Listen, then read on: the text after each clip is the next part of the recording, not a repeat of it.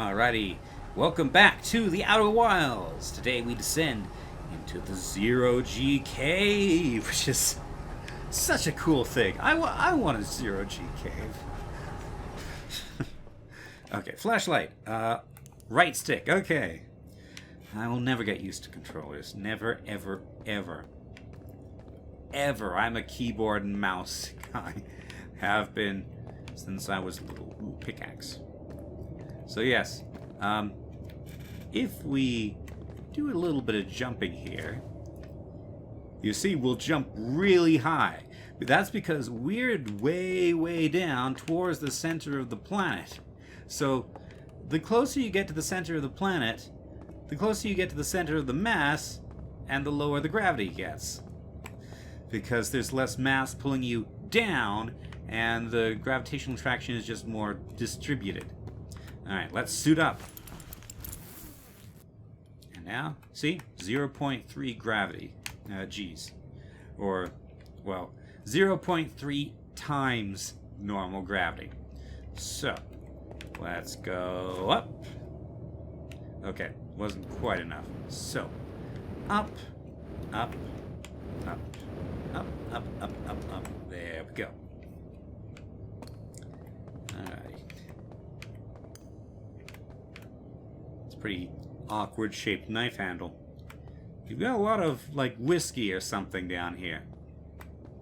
Hello, tough. Hey, nice of you to drop down. I'm getting some zero-G time in. So you're going in there? In the cave? What? No, I'm fine. Great and fine. You don't look fine. Well, you know I hate that cave, so I don't know why you're making me talk about it. Phew, now I got hand sweats. Give me the dirt. Some fresh dirt? Not much happening down here lately. Let me think. Gotta think of it. Tektide saw something crash outside the village crater earlier. That's new and different. Is anything on fire? Probably only a little. Tektide checked out the crash site with that old Firewatch scout launcher and saw smoke. They headed over to the stamp out any leftover fires. Well, I better get back to work. This ore's not going to mine itself, you know. I wonder what kind of ore you're mining. Right. So, down even farther into the center of the cave.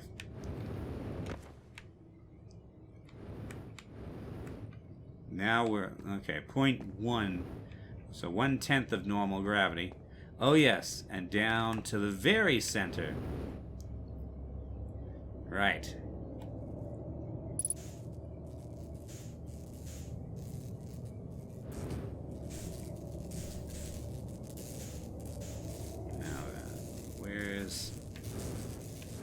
Let's get a little bit of distance, because now we're in zero gravity. Ah, there's something. Okay, press left stick to lock on, A to match velocity.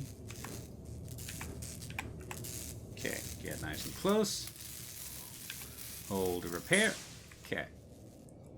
So this is good training for how to handle yourself in zero gravity and how I can repair my spaceship when I inevitably crash it. Wrong button. Ow.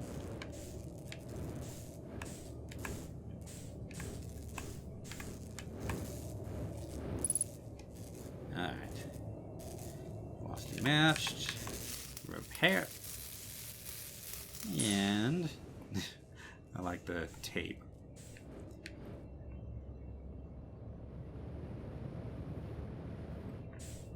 And there's the last.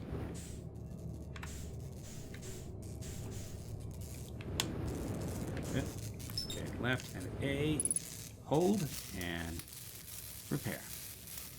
There we go. Nice. Now then. There we go. We can go straight up and back out again.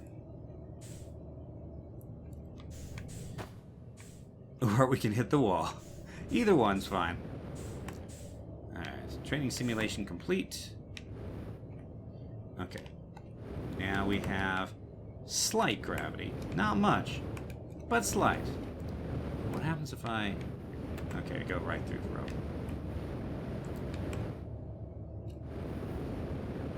Alright.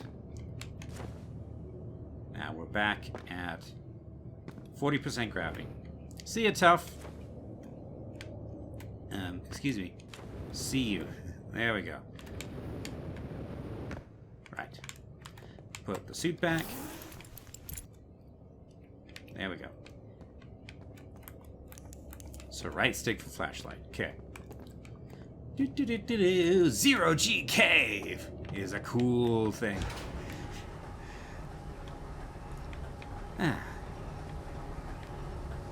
Although I do wonder how the elevator keeps working so well once it gets down there in low gravity. Oh, that's why it doesn't go any further, because if it went actually all the way to the Zero G cave,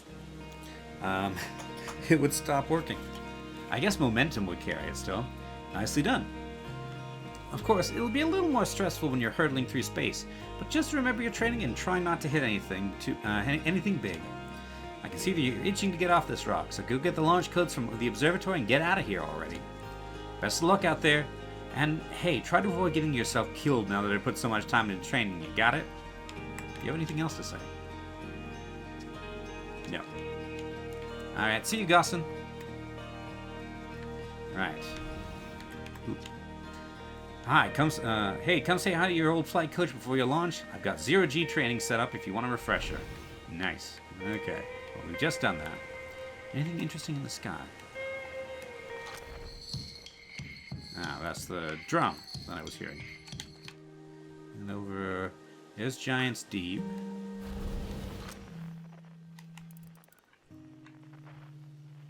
And that's presumably a moon of Giant's Deep. Okay. Alright, let's hop up here. Anything interesting?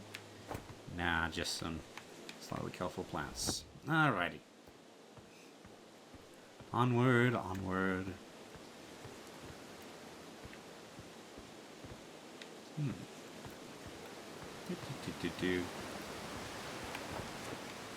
can climb this house. Ooh, there's a crank here. I wonder what the crank does.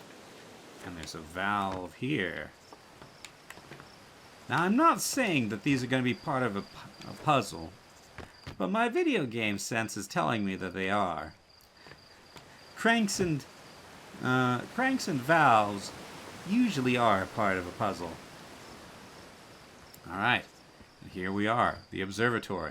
And now that we're on the observatory's deck level, well, okay, actually it is built at a slight slant, but you can see the observation platform up there tilting away. Alrighty, hello. Astronauts. Outer Wilds Ventures founding members. Clockwise from the top, Hornfels, Gorsun, Slate, and Feldspar. Ah, there's an extra signature though. Esker. Okay. Big thanks to these additional founding members of our Outer Wilds Ventures, without whom you would never have gotten off the ground. Matthew Steinhauer, Ben Etherington, Courtiop the Pie, Jordan Frith, Tom Cummings, Sean Shark Templar Farrell, Stephen Ursil, Ryan /Omrecker, and yeah, those are, I don't know, backers, YouTubers? We shall see. Outer Wilds Ventures, Timberhaw's first and only space program, was founded to explore the farthest reaches of our solar system. Granted, those are all within visual distance, but yes. Feldspar was the first Hearthian to be intentionally launched into space. I wonder who was the first one to go up accidentally. They completed their first orbit around Timber Hearth and later made the first of what would be many landings on our moon, the Addle Rock. Alrighty, what do we have here? This remarkably intact statue was carved by the Nomai, an ancient species who dwelled in our solar system thousands of years ago. The statue provides us with our most detailed look yet at the Nomai, who appear to have been covered with a layer of fur. Note the decorative jewelry that has been carved as part of the antlers. Though their artifacts and structures have been found on almost every planet in the solar system, we still have no idea where the species came from or what happened to them. Carved jewelry. Part of the antlers.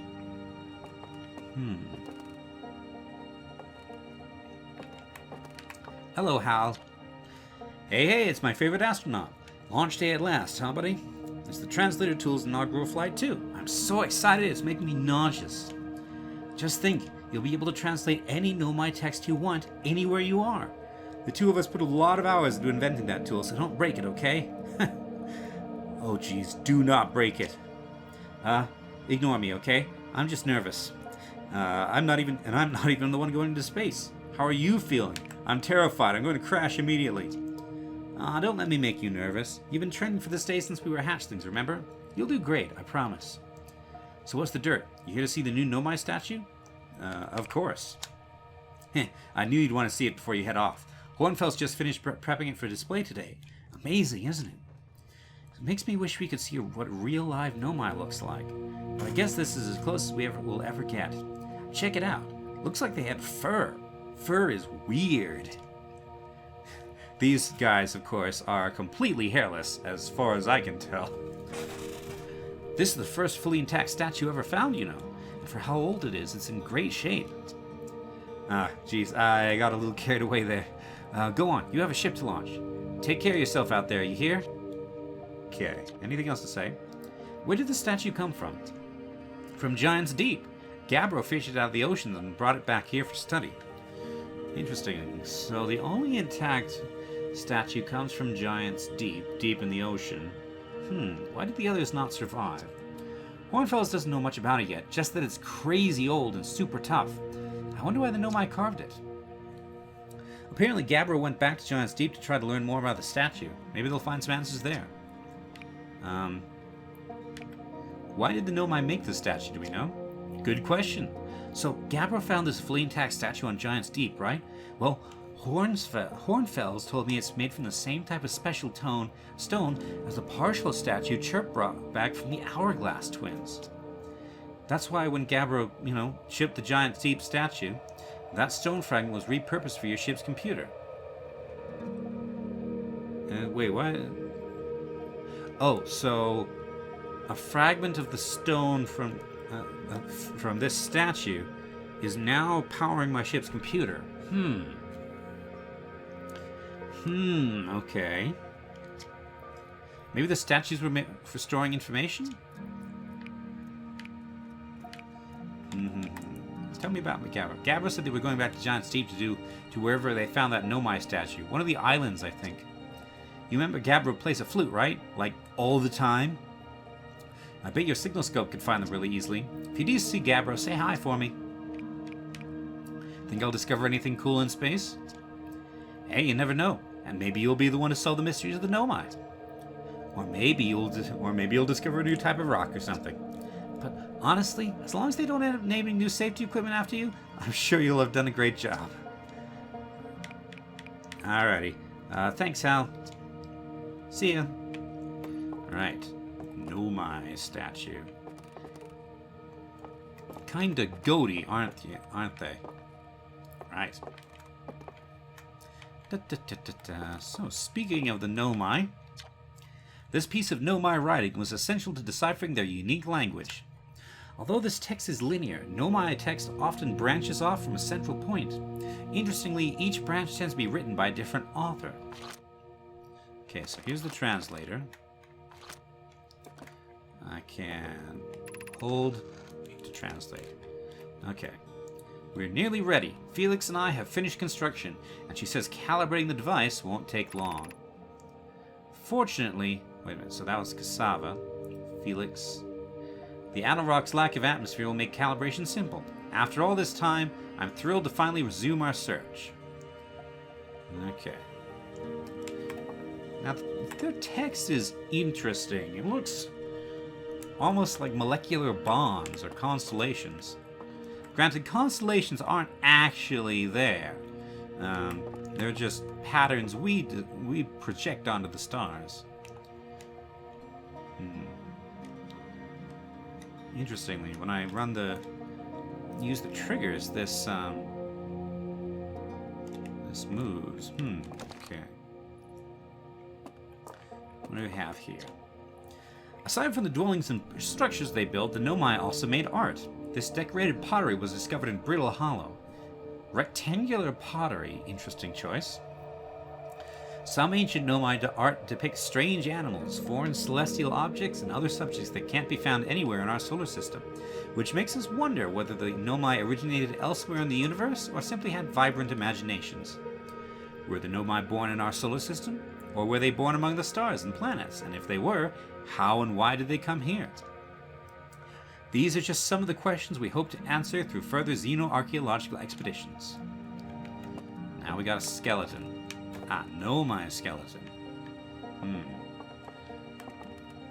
So we got the skull, we got the rib cage, we got the pelvis. What's this? Shoulder blades, probably. What you see here are parts of the Nomai skeleton. We can tell from their skulls that they possessed antlers and, quite unusually, only 3 eyes. The Nomai body was most likely adapted for living exclusively on land. The differences in the Nomai's anatomy, such as their shockingly fragile bone structure, show us that Harthians couldn't have descended from Nomaian ancestors. It's not clear where the Nomai originated from, or why they disappeared. We hope to find clues to this puzzle as we explore our solar system.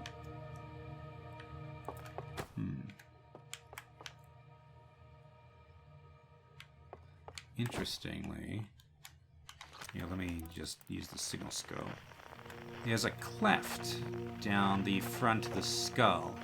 It's not clear to me whether that's a continuation of the nose hole, or whether that's a split, or whether something smashed his face open. Given the gap in the teeth, I'm going to say it's a natural feature. Also worth noting, the fact that there are no front teeth and the flatness of the teeth suggests to me a strictly herbivorous diet. The Nomai technology brought back from space by our astronauts has been a great boon to the Outer Wilds ventures, allowing us to modify their expedition gear in exciting and useful ways. For example, the little Scout now boasts a warp retrieval capability that allows astronauts to recall their scouts almost instantaneously. This has dramatically reduced the number of scouts lost to the depths of space. So that'll be the Nomai tech, and that'll be the Scout. I like how the Harthians seem to have the exact same warning label for electricity as we do. Alright, now we start getting into things that are going to be puzzles. I mean, I haven't gotten to these puzzles yet, even in my previous attempt, but I can tell from my finely toned video game sense that they're going to be puzzles. This crystal was taken from a Nomai ruin on Brittle Hollow. It seems to create a local gravity distortion and was most likely used to traverse steep surfaces. Try it out. Alright, yep. Now. There's going to be a lot of the enemy's gate is down in this game. I can tell. Alright, let's get back to normal gravity. That was kind of weird. Alright, so that's... Ooh, what is that? I don't think that's on, Timber Heart. That looks desertous to me. Close to the sun, perhaps? Maybe the Hourglass Twins? I think they're close to the sun. Sort of twin planets. We got some ruins here. I checked those out on my previous attempt, but I didn't find much of use. Alright. So here we've got something about stars. Stars, like our sun, generate light and heat by fusing hydrogen into helium. As it grows older, the star runs out of hydrogen and starts to contract. As the star's core contracts, it gets hotter, causing the outer layers to expand. The star has become a red giant. When the core is hard enough, it starts to fuse helium into carbon. If a star is massive enough, it will continue to fuse carbon into even heavier elements like iron. Ultimately, the star will collapse under its own gravity and then explode in a violent event called a supernova. Based on Chert's observations, this will one day be the fate of our own sun. And something in my narrative sense tells us that this is going to be relevant information. Right. But yeah, the solar cycle. Everything in your body right now was once in the heart of a sun that later exploded. Right.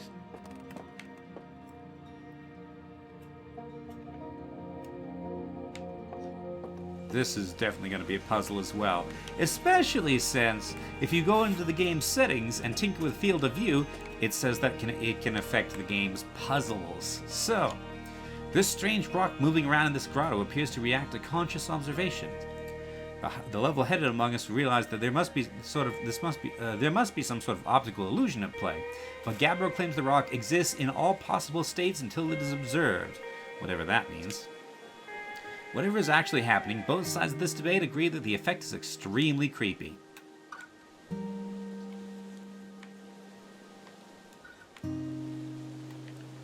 Now, it's over here.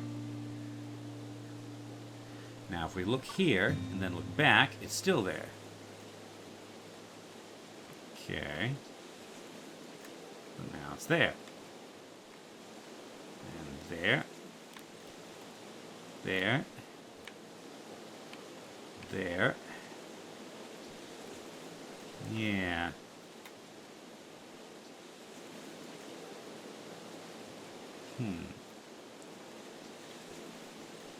Is it always in the last place that I observe? No.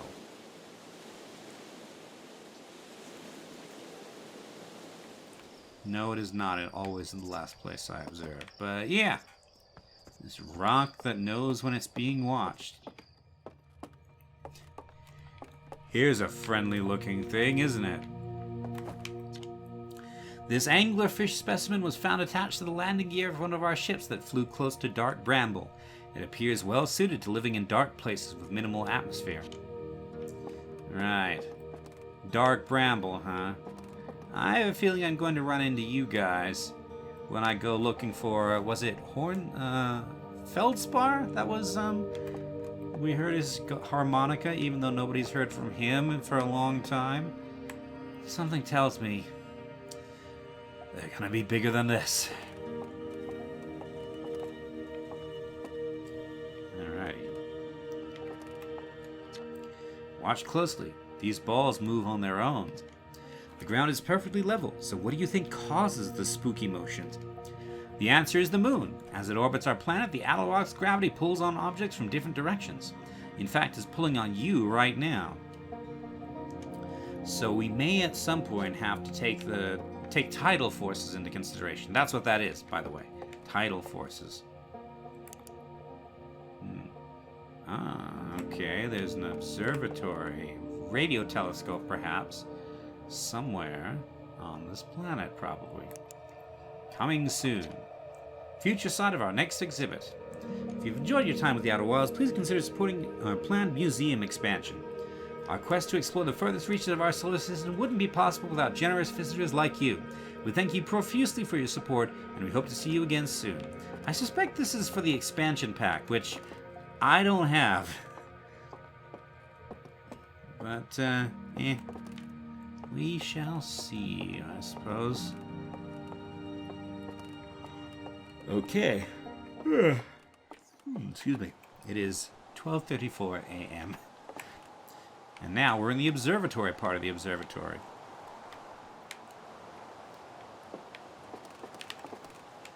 So here's the map of our solar system. We have Timberhearth, our homeworld. We zoom in. Next to Timberhearth is the Addle Rock, our moon. Closest to the sun are the Hourglass twins, Ember twin and Ash twin. So that'll be the place we saw in that photo that I mentioned. Then Brittle Hollow. Oh, it's called Brittle Hollow because if you can see through the holes, it's hollow. Ooh, and something just crashed into it. So Hollow's lantern appears to be a molten moon orbiting Brittle Hollow. Next planet out is Giant's Deep. Ocean planet. There's the remnants of that crash of that. That's gotta be a ship. I don't know what else it could be. Yeah, it has thrusters and everything at the back. Ooh, storms on it as well. There's islands on here somewhere, apparently. Yep. That bit of the ship just emerged from the planet. And it looks like it has rock attached to it. Oh, okay. So it's dipping in and out of the it's dipping in and out of the planet. Interesting. There's a bit of the ship as well.